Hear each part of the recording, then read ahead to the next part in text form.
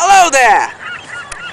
My name is Bruce Lee, and I'm the Nature Boy!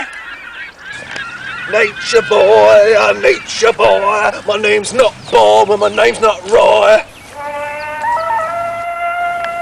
On today's show, we're going to talk all about reptiles. Now, the word reptile comes from the Greek word reptile, which roughly translated means reptile.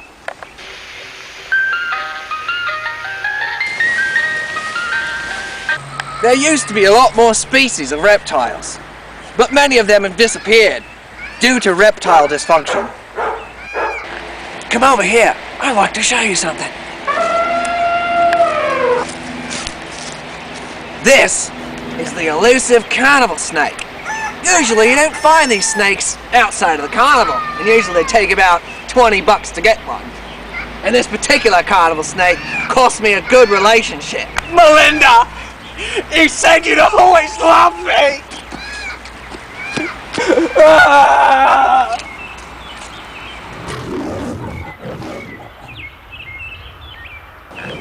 Welcome to Steak Back Outhouse!